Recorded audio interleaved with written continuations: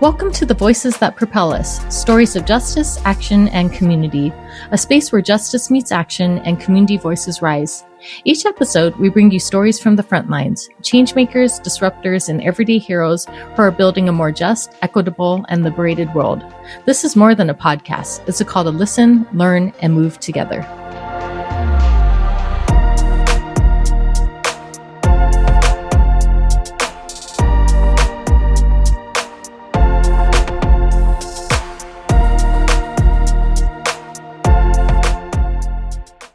You were just listening to music from the incredibly talented Stephen Kong. You can find him on Spotify and Bandcamp. Today we have with us Natalie Duran. Natalie is a woman of faith, a follower of Jesus Christ, and a passionate advocate for helping women step into the fullness of who God created them to be. Professionally, she serves as a financial broker, life insurance agent, and mortgage loan originator, guiding families and business owners to find clarity and peace so money becomes a tool and not a burden. She is also the founder of a free women in business networking and prayer community focused on authentic relationships, spiritual growth, and helping women increase their visibility and confidence without financial barriers. Above all, Natalie is a wife, a proud mom of four, and a partner in supporting her husband's concert and event work across the country. Everything she does is rooted in faith, family, and service. Well, hi, Natalie. Thank you so much for taking the time to be here. I'm really, really honored and grateful that you're taking the time to share this platform with me. But how are you doing today? I am fabulous. Okay.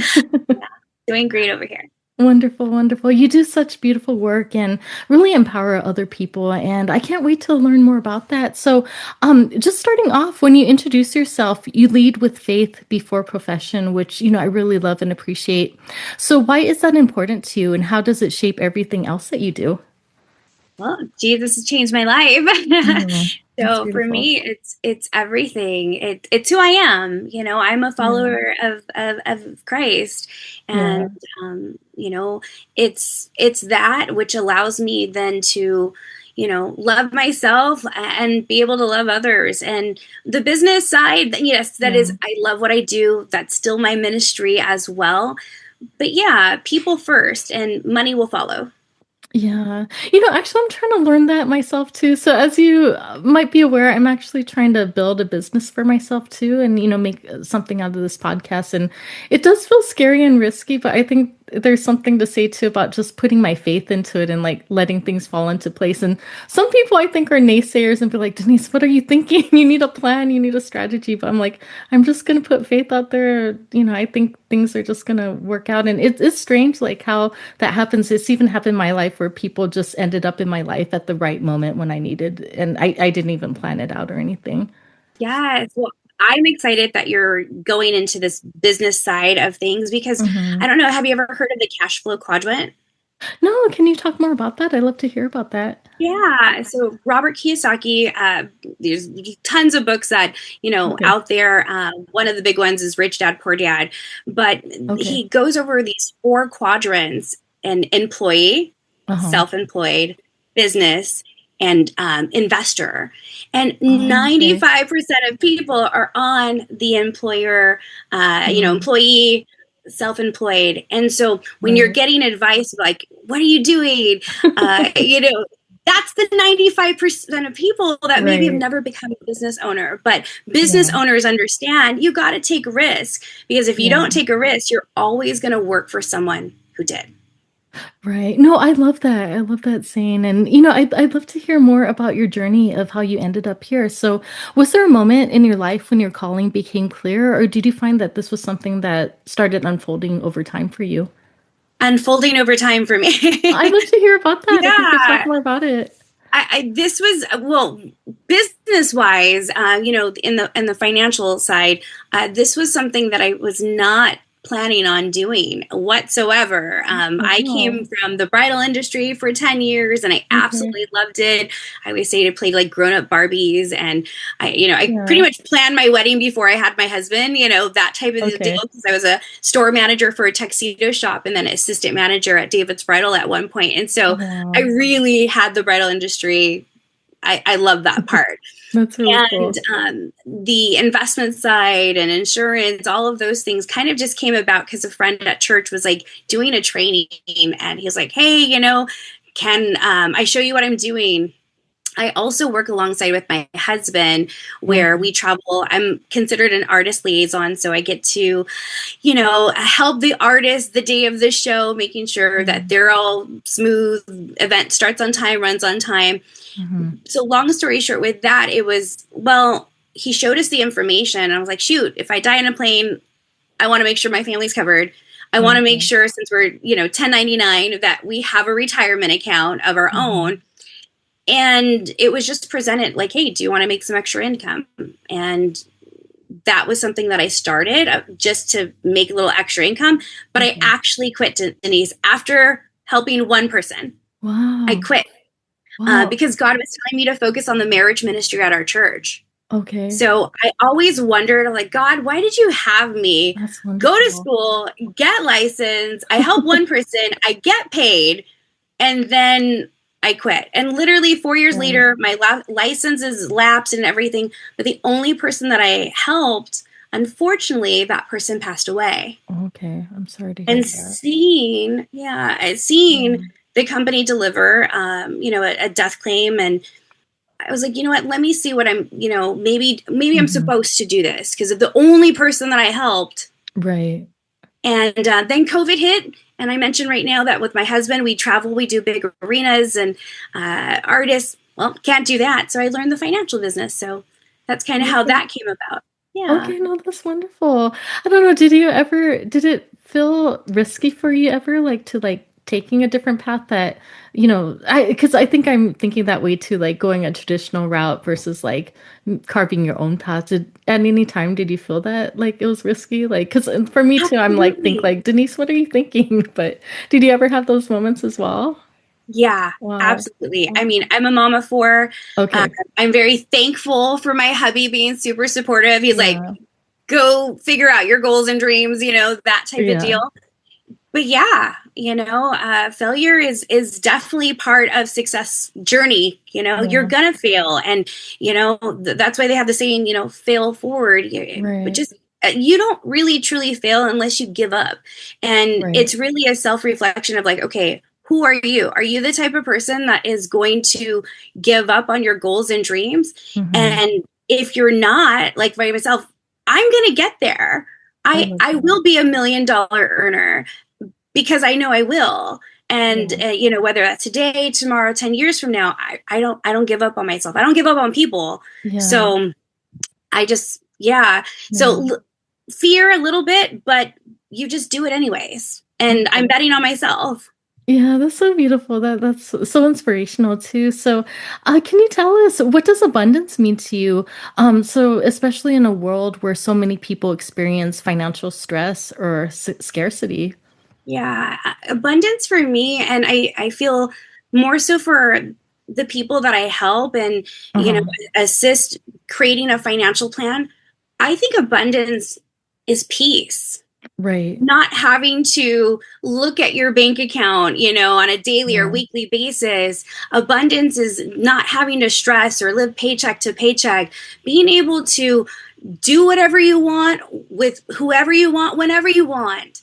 That, abundance is just knowing that, you've got it, and, God's the provider, and it's all going to work out. Yeah, no, I really love that. And I think that's something that I've been thinking about myself too. So it kind of relates as well, but it's just that struggle is a choice and also joy is a choice. So like we don't have control of our external circumstances sometimes, but we can choose how we like perceive things. Like, from what perspective do we come from, or, how we can still be joyful even if like we have chaos all around us though. But yeah, I think that's really beautiful. You're right. Everything's a choice. So. Yeah. Great. So, how do you see faith as a force for community empowerment and not just as personal belief? I think faith can empower so many people because it gives hope. I love that. When Yeah. when someone has that light at the end of the tunnel, or just knows that things are gonna get better, Uh-huh. it changes their perspective. Yeah. It's like, okay, things may be bad right now, but we're gonna get through it. And Right. so having that faith, that the small seed of a mustard seed, where like, Right. hey, this doesn't look like much, Yeah. but imagine what God can do with it. An apple seed, it doesn't look like much, but it could produce so much. Right. And I like, have you heard like the bamboo, where it's like it takes a long time for it to Right. even, so Right. same thing. So we might be in the waiting period of our life, and we have Mhm. to, ask God, what am I supposed to learn during this? Is it endurance? Is it, am I supposed to just patience? What am I learning? But Mm. you can also be waiting and joyful at the same time. Yeah. No, thank you for sharing that. I really love that. And, something that I've been thinking a lot about lately is just liberation and, how we can be free to, live our lives the way that we want and, pursue what we want in our lives. So, what do you think that liberation looks like for women? So, especially women of faith in business and leadership spaces. Liberation, it's freedom. Yeah. It's man, having that song in your head. For me, I like the troll song. Like, I don't know if that's Okay. a Justin Timberlake one, and like got something in my pocket. Like Uh-huh. that's a song that goes on in my head a lot, where I'm just joyful That's beautiful. whenever. So I Yeah. think that's a big deal. Where just having that, where yeah, I don't know if Yeah. that answers your question or not, but Yeah, yeah, no, that's beautiful. Thank you for answering that too. And I just want to talk with you more about like your perspective on money too. So you've said that money can be a blessing or a burden. So what do you see as the biggest barriers keeping people, so especially families and women, from financial peace? mindset. Oh, Mindset. okay, okay, It really is, because you could be poor, dollar wise, but right, you have the mindset that I'm gonna learn. I'm gonna get out of this. yeah, I meet with so many people that unfortunately they feel stuck. yeah, And they've put themselves in that box, and I do my best to stretch their vision and allow them to know that there's so much more. God has so much more for you. yeah, But I can't change someone's mind, where I'm like, hey, God has so much more for you, but then in their mouth they're speaking death by saying, but right, look at my bank account, but look at my circumstances, but fill in the blank. So it's the mindset. So I think that has a big part of, where money yeah, could be a burden or a blessing, because sometimes in the Bible, or we hear on stage, or church pulpits, or it's like, money is the root of all evil, and it's mhm, not. It's yeah, what you do with it. And really, what are your habits with money now? Because if God gave you $1 million and your habit right, is you're going to blow it because you don't value a dollar, you don't steward it well, then don't ask for more money, because you're going to be broke. That's why we see all those right, lotto winners, where they just blow it. But someone that yeah, has the mindset, hey, I want to steward this well. Even the little that God gives me, I am faithful with it. Let me go ahead and tithe. Let me do, what he's asking me to do. And from there, abundance is going to come. So I'm big yeah. on education as far as financial stuff. And I'm going to share that information with everyone, but it's a tool, and it's just a tool that you decide if you want to use it or not. No, I love that. Thank you for sharing. And I've also been thinking a lot, because I think as we were talking, I've been also leaning into more like manifestation and how I show up and just choice and everything. But at the same time, I think because I see things from a social justice lens as well. So I don't think like people are in poverty because they don't think positively enough. Like I don't think that at all. I think there's very real like systemic issues that are keeping people down. So, how do you balance that where like you're helping people to get their agency around money while at the same time recognizing that no, there are systems that are keeping people down, that are keeping people in poverty? I think that's where I'm trying to balance as well. Like, I don't want to look at the world in like rose-colored glasses, like, oh, just think positively and positive things will come to you. So, I think it's just that balance. there is definitely work, it's faith with with work. So you got to get out there and do something. And is there real life circumstances going on? Yeah, there's definitely things like that. But as someone, and I'm going to say someone that actually house served for 6 months. So technically I felt like I was homeless when I was like 19 years old with, my newborn son. Wow. Financial challenges. The church actually at one point blessed me with $500 so that I can get off someone's couch so that I can go ahead and, get into a room for rent.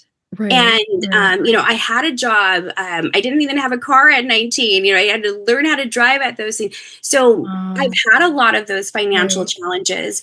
And so I guess maybe I'd see it in a different way because, you know what, because of my circumstances, you can have like two siblings, where I think of it even like alcoholics or, drug parents, and one's going to fall into that same trap. And the other one's like, nope, I ain't doing that.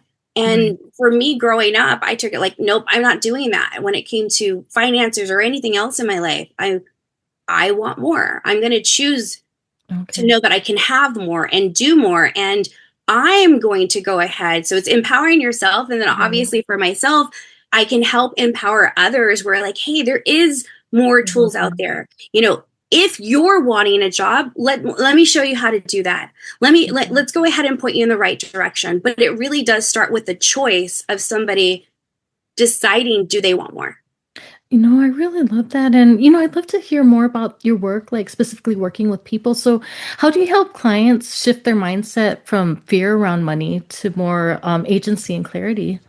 Yeah, one of the best things that I love doing is it's actually called a financial needs analysis. The way I describe it, it's like a financial checkup. If you went to a doctor, they're going to do a physical. So what I'm doing is I'm doing a physical on somebody's finances. I am looking at their debt. I'm looking at, all their balances, their minimum payments. I am looking at their retirement accounts, 401ks, really everything to do with saving, investing, all of that. And I get to come back like a week or two later. So the first appointment is asking tons of questions and trying to get a conversation of what if, the possibility, if you're completely debt free, what does that look like? What is the goal? Is it getting out of debt? Is it buying a home? Finding out what's most important to them. And then I create a financial plan that actually shows them how to do that, utilizing the money that they have. So I'm not asking for more money. All I do is rearrange somebody's finances to give them more value for the same amount that they're using or less. So for me, coming back and showing them, hey, the things that you wanted, this is what you'll have to do. Yes, this may take a little bit longer if we're just utilizing the money. If they have a little extra, then, hey, we can accelerate the plan. Yeah. And then they get really excited to see, oh my gosh, I really can accomplish these things because it's not a one and done deal. I meet with my clients on a quarterly basis, January, April, July, October.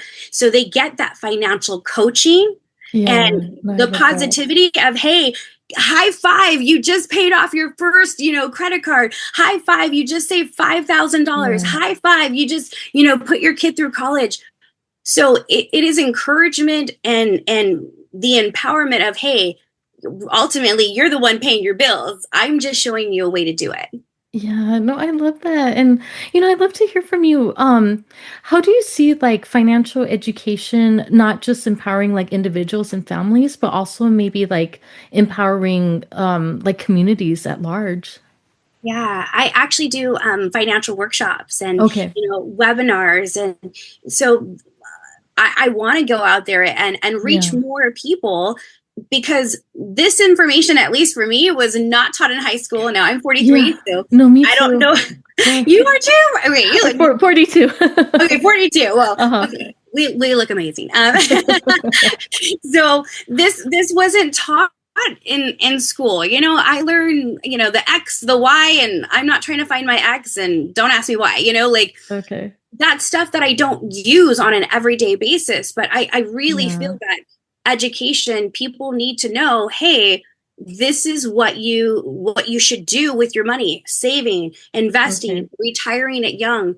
My daughter's 17, and she went to her high school, and there was a financial thing, and she actually, I was so proud of her. She actually like got up and was like, nope, this doesn't sound right, because they were trying to tell her that she should be getting a credit card.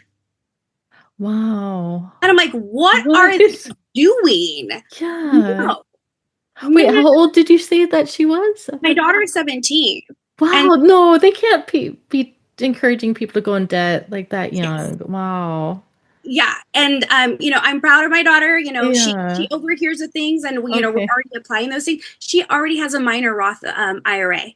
Really? Okay, that's wonderful. I have a 10-year-old daughter myself too, and I've been trying to think more smart about money and even like saving for college and everything. And yeah, I think just like helping to get, because like even I get in that mindset of like paycheck to paycheck, but it's like, how do we like start accumulating wealth to give to our future generations, even like specifically like my daughter, or, your yeah, just people in your life too. But yeah, I thought about that too. Like, why weren't we taught this when we were in high school? We would have been like, well, knowledgeable enough to be able to like learn from it and figure out how to be smart with money. But yeah, I feel like I didn't learn it until I was like a working professional.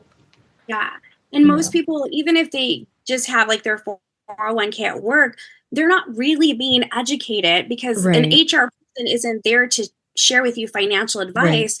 They're just saying, hey, here's a target date plan, and whether you're 18 or 6 years old, it's all kind of meshed together. And I'm going to sit down and look at the individual. And I'm going to Right. tell you, Denise, I sit down with people that I absolutely know Uh-huh. that I'm not going to make a dime off of them. Again, money's Yeah. going to follow. I want to Right. help them.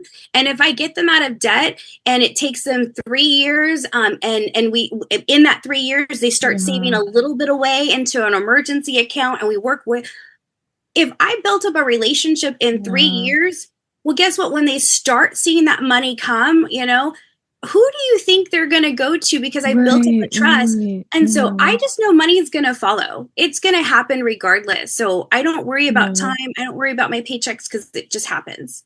No, that's a really beautiful approach that you have. And I feel like so many others should lead, like, go to your example. Because I feel like, I don't know, I hear so much about like predatory lending and just like getting people stuck into debt. And, but what you're doing, I think, is showing like so much kindness. Like you genuinely want people to get out of their situations. I Were you willing to sacrifice do. yourself as well?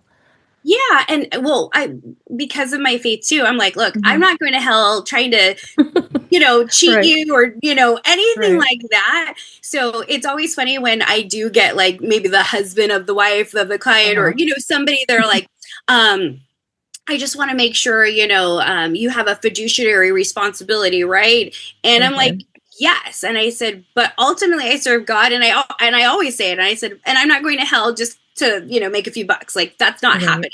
So Right. I love that. So, what's a misconception that people often have about financial brokers or insurance that you wish that you could help to dismantle? yeah, I love that question. Now, I can't speak for all brokers and all, Uh-huh. I can speak about, because I get to work with the companies that I want to work with. So the real truth out there is that if you sat down with someone like me, Mm-hmm. then if I worked at like Merrill Lynch or Chase, you can Yeah. search those things up, and you're gonna have $250,000, $500,000, Right. sometimes even more, to even sit down with an advisor. I Right. don't work that way, which Okay. is really awesome. Oh, I that's give really cool. everybody a complimentary financial review in Uh-huh. exchange for two things. And so I guess the misconception is like, okay, how much is this going to cost me? Oh my gosh, I can't afford, Yeah. Natalie. I'm not going to Right. even make the call. I don't have 25,000 or a half a million to put in. Mm-hmm. we have plans as low as $25 a month. And No, the that's reason for that cool. is we get massive amount of distribution. And Yeah. so we can do small plans. So everybody has a fighting chance. No, that's really cool. I'd love to hear more about how you help people get, shift their mindset too. Because I would say, like, I was even in that, like, paycheck to paycheck, like, oh, I can't, like, put money into this. But, like, when I learned, like, no, if I take a little bit now, it's going to benefit me because it's not just putting in savings, but it's like growing the more, that I put into it. So, how do you help people shift from, like, thinking, like, oh, I can't afford this to, like, seeing the long-term benefits? Like, no, just put the money into it, try to figure out like because like I think it is hard, especially people are like living paycheck to paycheck. I've been there myself. I show them the plan. Okay. It's visual proof. Right. It's real numbers. Yeah. And we track your budget. I send them a budget sheet, and we're finding out, where is your money going? What is it Mm. doing? And Okay. do we need to make adjustments? And we come up with that plan. And so once you see real number, it's like 1 + 1 is 2. We don't have to Right. know that, question that. So it's like, oh, this is the money, the total amount of money I told you. These are all of Hmm. my bills. I told you this is what I have. And all you did was kind of just rearrange it or bring awareness Oh, to okay. what's going on.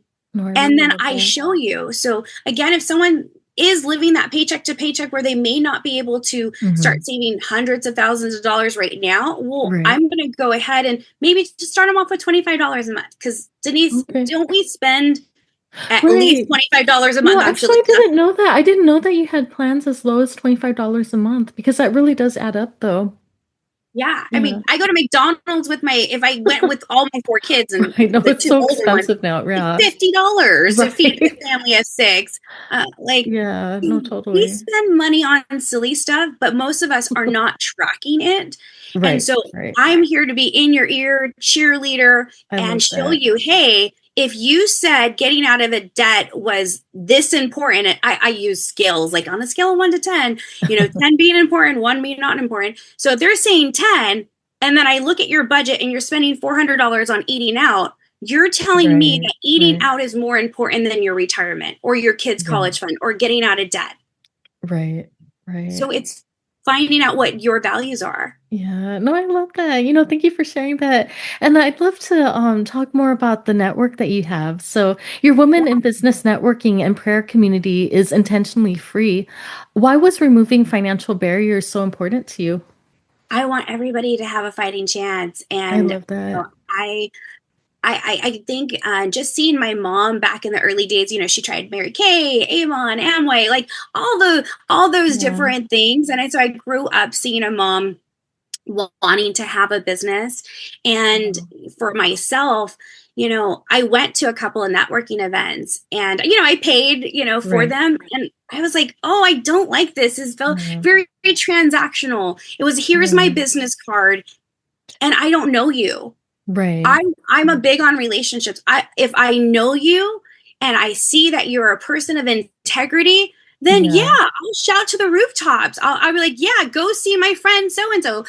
Go see blah blah blah, because I can vouch for that person. And Yeah. so I didn't find anything. I did try going. It's not like I Hmm. wanted to add something to my plate. Hmm. Um, but I was literally in Hawaii, and it was a beautiful setting because I was Oh, in the that's water. cool. And God was like, you need to do this in person, because I ran a couple networking events during COVID all on Zoom, because I Oh, wanted to give wow. women Okay. the platform to That's still beautiful. showcase the stuff, that they have out there. I was learning Zoom with the financial business. So I was like, let's try Yeah. this out. And I see my friends, hey, can you share this post? I was like, Okay. I can create a Zoom event. That's really cool. And then God told me, like, hey, you need to do this in person. Mm. And that was September of 2024. And I came back from Hawaii. I was like, you know what? Let me throw it out there. It was 9 women, including myself, so 8 other women that got together Mm. in a room, and we got to know each other. I And I am love still that. friends with, like, most of them, that went on to now the group chat. And Yeah. I love that it's now like what 90 women, and That's it's beautiful. and I'm going to say I'm not even really promoting that, or Yeah.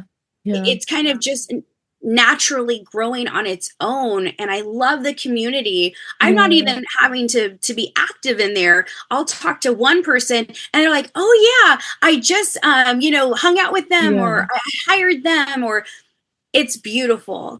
And Yeah. so it was really important to me that women starting off in their business, I don't Yeah. want to create a fee of $25 an event, or Yeah. a membership. For what? Yeah. We're women that could share strategies and prayer and encouragement. Why can't we just all be friends on a group chat and help each other? Yeah, I really love that. And I'd love to ask you more about that too. These are great examples, but what do you feel like non-transactional support really looks like in practice for folks? Yeah. Well, I hope you go to one of our meetings in Yeah. person so you can see that. Yeah, I'd love to. The non-transactional things, or what I do at the meeting, is I actually have Mhm. a format about getting to know them, and not Mm. it's not just getting to know your business. I want to know a fun fact about you. Because why? Because I want to remember it. I want to know Yeah. why you started your business. I want to know your target market. I want to know how I can support you in your business. I want to know what you're struggling in, and I I also love want to that. know what your strengths are, so that we can help support one another. Uh-huh. Because maybe I'm really good at marketing, and you need assistance with that, but you're really good at something else that I'm like, yeah, I need assistance with that too. So by the end of the 2 hours of us just communicating and sharing why we started our business, how God is Yeah. incorporated with our business, we walk away knowing each other. We also Mm. know, hey, I also do this for my business, but no, I know you. And I think Yeah. that's way more important, because if I know you and I trust you, then whatever business you're promoting, you're selling I don't know, teddy bears on the side of the sidewalk, Mhm. I'm gonna support you. That's awesome. Have you noticed in your work with the women, like, have you seen any like transformations when they feel visible and that they feel like they're genuinely supported? Yes. Oh, no, I'd love to hear more about that. I That's really I love cool. um I just recently I got a free facial. I won one of Uh-huh. those Instagram posts, and she was a woman that isn't and she wasn't part of our group yet, and she Okay. came to our very first networking thing just this past Saturday, and she felt seen, and That's was beautiful. connecting. And when I got my free facial, I made it a point. I'm like, hey, I know I'm really good with like, reels, or at least I think I am. And Yeah. so when I went to her Really. business, I took video, and even as she's doing my face, I'm like closing my eyes, but I have my video, so I'm like, okay, I can figure out an edit. And I'm going to support in any way that I can with Yeah. any woman, and that's on that platform or outside. And people are doing the same. It's Yeah. not just me. Again, I mentioned, I'll have conversations with one person like, yeah, I Mhm. hired her as a doula, or Yeah, I love oh that. yeah, I'm trying this, and it's great. Yeah, So no, I really love that. No, and I yeah, think, as women, we really need to like just be more in solidarity with each other instead of like, tearing each other down or anything like that. So, what does solidarity among women in business mean to you? So, this is amongst like systems that often promote and reward competition over collaboration. yeah, no competition here. Yeah, no, I love that. Whether if there was 10 financial advisors in there, Mm-hmm. great, all power to you. Why? Because there's like 8 billion people on this world. Guess what? There's enough for everybody. We're good. And Yeah, I also have the confidence in myself that if someone wants to do business with me, they're going to do business with me because of me. right. So I Right. don't have to have competition out there. Yeah. So yeah. Yeah. No, I think that's really beautiful too, how you promote that like collaboration and support of each other. So, what advice would you give women who feel called to share their voice, but they might struggle with confidence or like be fearful of having like judgment on them? Yeah, it can be scary. Um, Yeah. yeah, and just saying, hey, I challenge you, or I invite you to do that. Easier said than done. Yeah. So I'll give you an example. Actually, today, when I was at a Bible study, our leader was like, "Hey, I want you ladies to have your own Bible study. I have mine already, but one of the ladies is like more shy, like not, not ready, and well, Jesus says they went out in twos. So I just kind of raised my hand and I said, how about, what if we do the Bible study and it's 2 leaders on, so that, and, until we feel comfortable. And so, anything that we can do in that way, we're like, okay, I feel like I'm very creative. So, I'm going to say or pull out or try to do my best to show them, guess what? You can do it anyways. And maybe you're going to need a little bit of help or assistance. But we got you, because there's tons of us. Yeah, no, that's cool. I know that you also support women in building a stronger social media presence, which is really wonderful too, because that's something that I've been kind of scared about. But I think if I'm trying to grow, I also have to have more visibility, and social media, I think, is what a lot of people go to. So how do you see like social media presence as being like a form of empowerment as well? Yeah, I think when more people obviously see your content, then one, it gets fun. You're like, okay, more people are inviting, and it can be empowering for other women. If maybe they don't necessarily know how to make a reel, I'm going to show them, or, I'm going to share with them, these are the social media platforms that I use. These are the apps that I use to edit things, or, and it's a lot simpler than it is, but most people have never been sat down and said, hey, how do you do this? Or so I'm an open book. Anybody that, would like to schedule a quick time with me, I'm more than happy to make myself available to empower them in that way. And because we have 90 women right now in the group, it's a way where, hey, anybody can put in like your reel, anybody can put in a post and the link, and then we're there to all support. We're going to go and like and comment. And, so cool. That hopefully, stirs up some algorithms in our favor, and more people see that.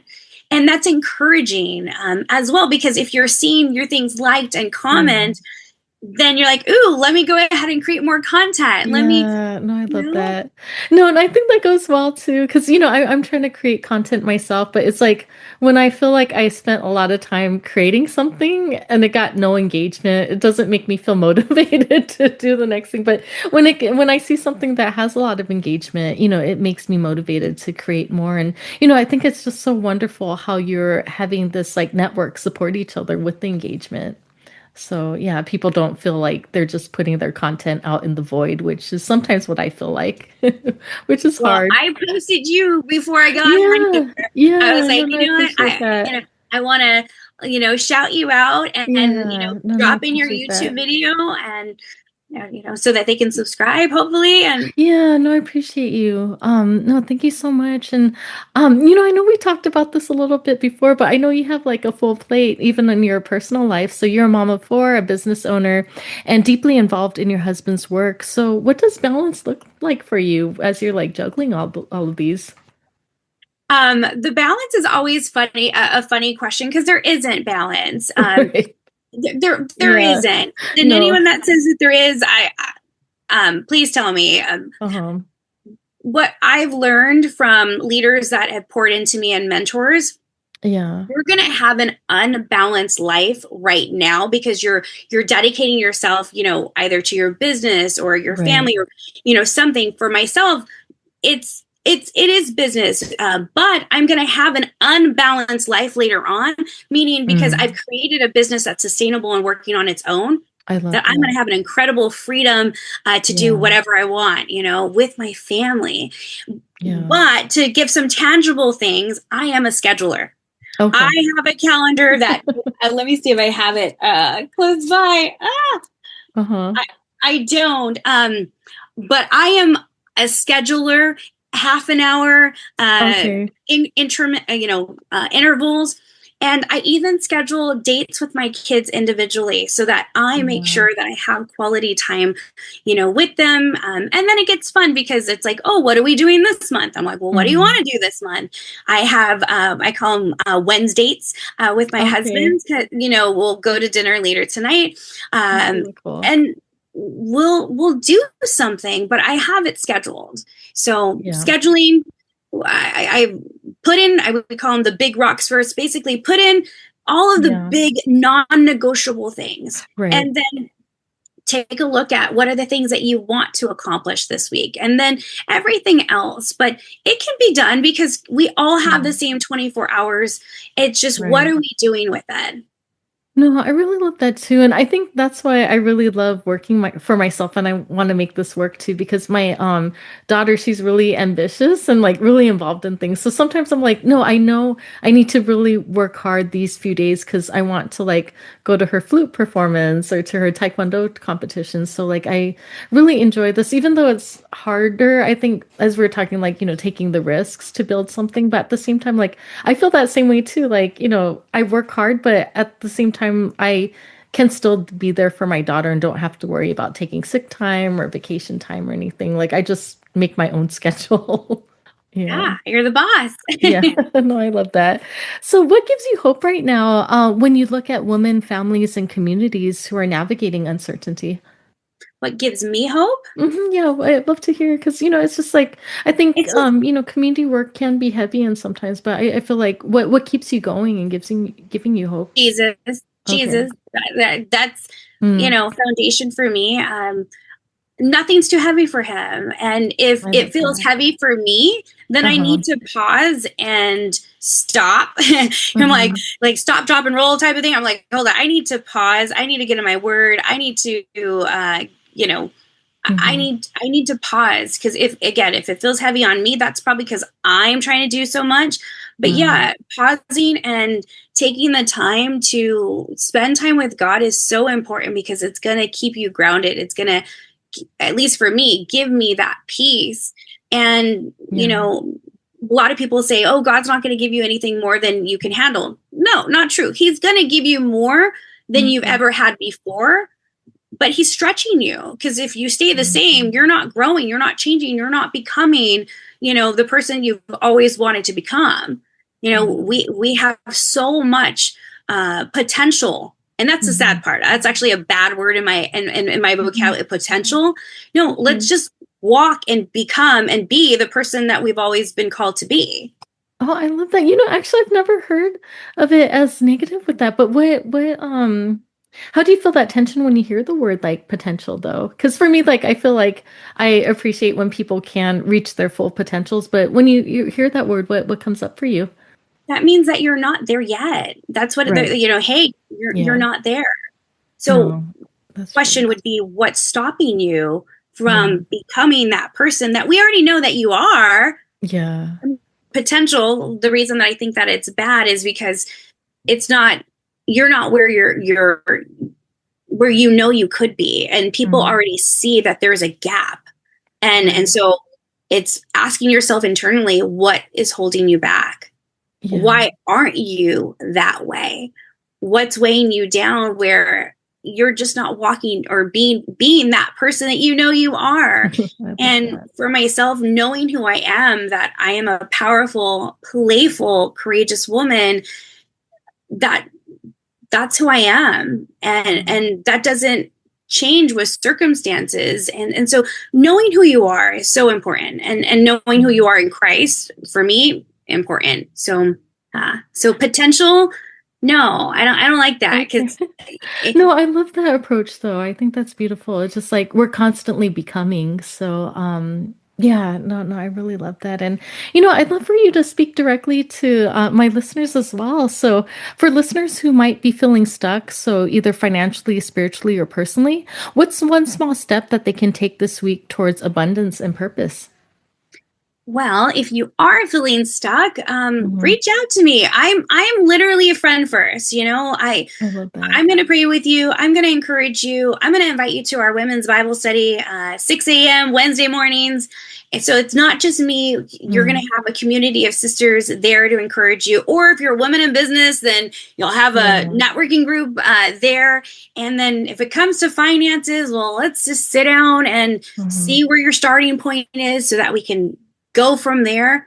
Of course, get into your word, listen to worship music, or just put on a dance song that you like, because energy is everything. It changes. I mean, and music is such a beautiful thing that can easily change your mood. I mean, that's why they have like the dun dun dun, type of music and sad, and then you feel that way. Well, start with listening to some amazing, awesome music then that you enjoy. So it's tangible things that I like sharing is, listen to music that makes you feel powerful, that makes you feel fun. Because if you're smiling, like, again, the troll song in my head, then I've got sunshine in my pocket, I'm not going to feel down or sad or depressed when sunshine in my pocket, so find that song for you that just always puts a smile on your face. Yeah, no, that's really beautiful. And, I think what you're doing is such beautiful work. So how can our listeners support or get connected to the work that you're doing? Reach out to me on social media, Instagrams, and, at Natalie.empowers. Facebook's just Natalie Duran. Now, I know there's like Ninja Natalie Duran, so I'm sure you'll see financial. I know. I'm like, man, I'm not a ninja warrior, guys. You Sorry. Said ninja. That's what I thought you said. Yeah, she's American Ninja Warrior, Natalie Duran. I was like, nope, that's not me. Okay. Put Natalie Duran and then like financial, and then you'll see like me when it comes to those things. But just reach out. And my social media even has, for my Instagram, it has my website link where it has my phone number. I am open. I've had my phone number since I was 19 years old, so you call me. That's amazing though, because I thought about doing that, but I didn't. But that takes a lot of courage, I think, for you to put your like phone number publicly, because I haven't gotten to that point yet. I was thinking about like a Google number or something, but I did that, but it's again, if you're gonna connect with me, you're gonna get my phone number. Even like my clients. I literally have a business line, and I give that cell phone to my office assistant, who will then make calls from there. But my clients call me personally on my cell phone, because why? I'm their personal financial advisor. So just call me.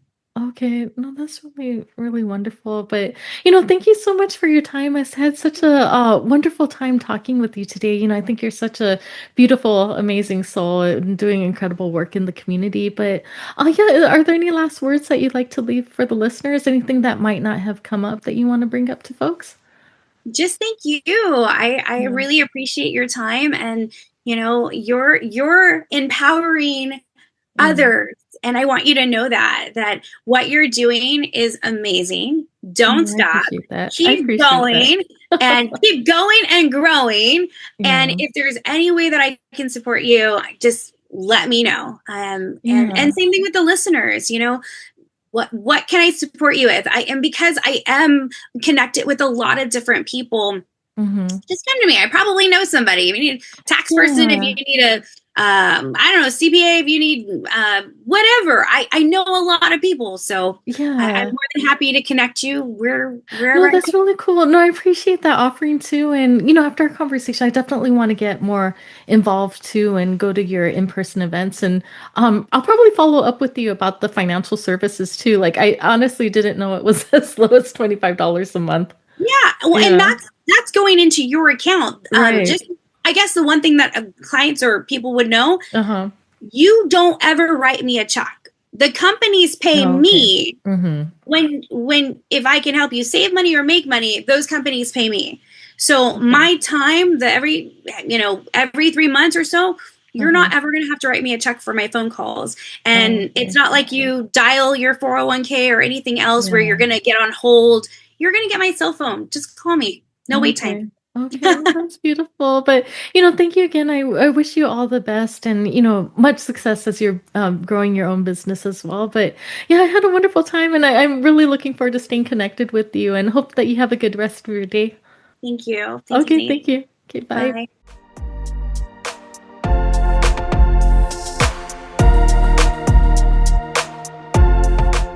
Thank you for being here and tuning in to Voices That Propel Us, stories of justice, action, and community. Your presence in this movement matters. If today's conversation moved you, share it, talk about it, and keep the work going. Together, we're not just imagining change, we're making it. Until next time, stay bold, stay grounded, and stay in the fight.